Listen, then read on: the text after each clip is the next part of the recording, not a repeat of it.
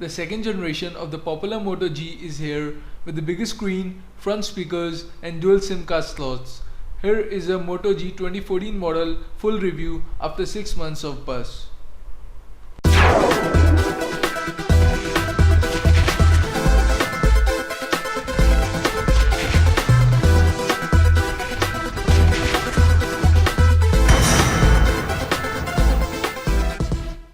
After 6 months since its release, it's still one of the best budget smartphones, not only budget but one of the best smartphones out there. The new Moto G cost as low as $179 for the 8GB model, which is a super low price for the performance and the features it offers.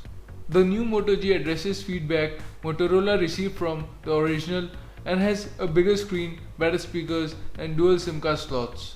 Unfortunately, the support for 4G has been dropped, so this phone is limited to only 3G. Design wise, the new Moto G follows the original almost exactly. There is no metal and no disguising the plastic finish. Buttons and ports are in the same places and the back is removable to reveal both SIM card slots and the microSD slot, which will accept cards up to 32GB.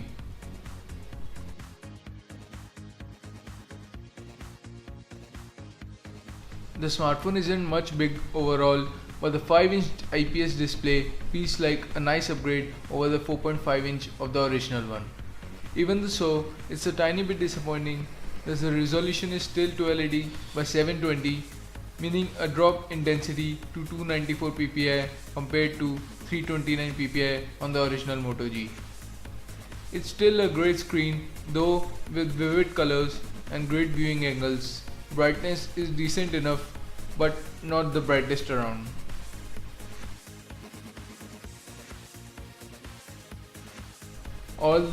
There's no upgrade in the processor department. The Snapdragon 400 quad-core chip runs at 1.2 GHz and has the Adreno 305 graphics processor. That means performance is the same, which is to say it's very good, especially at this low price. In Geekbench 3, we saw an average score of 343 on single core and 1146 on multi-core. These are practically identical to original Moto G scores, which were 334 and 1168 respectively. Web browsing performance is also pretty good.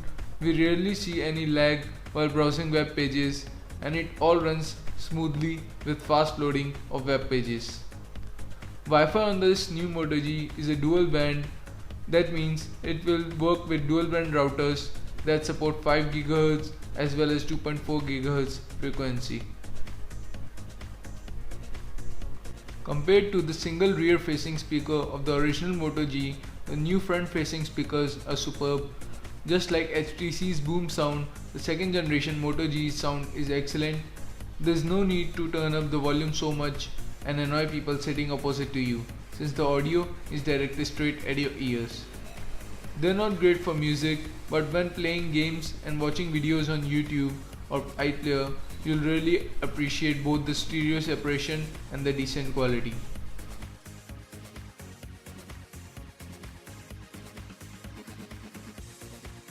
The good news is that the mediocre cameras have been upgraded to an 8 megapixel sensor at the rear and a 2 megapixel at the front.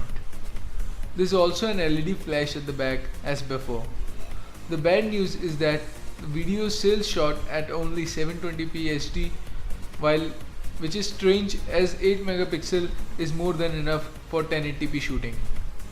You can check out the quality for yourself, but suffice to say the photos are a lot better than videos.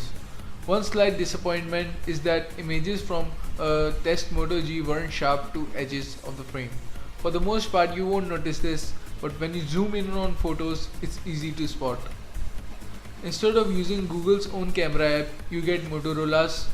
It's easy to use and includes panorama and HDR modes. You can tap to focus and tap and hold to take photos in burst mode. The HDR mode can be set to auto, on or off. It makes a huge difference in the right circumstances. It's easy to see the improvement in the photo on the right below.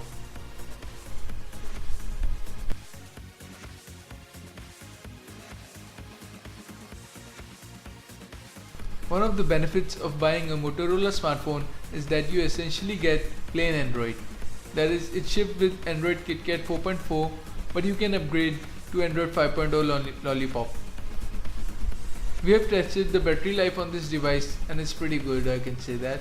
With light use, it lasted exactly 2 days before demanding a recharge. That light use involved around an hour of watching YouTube, an hour of web browsing, and several phone calls and some emails.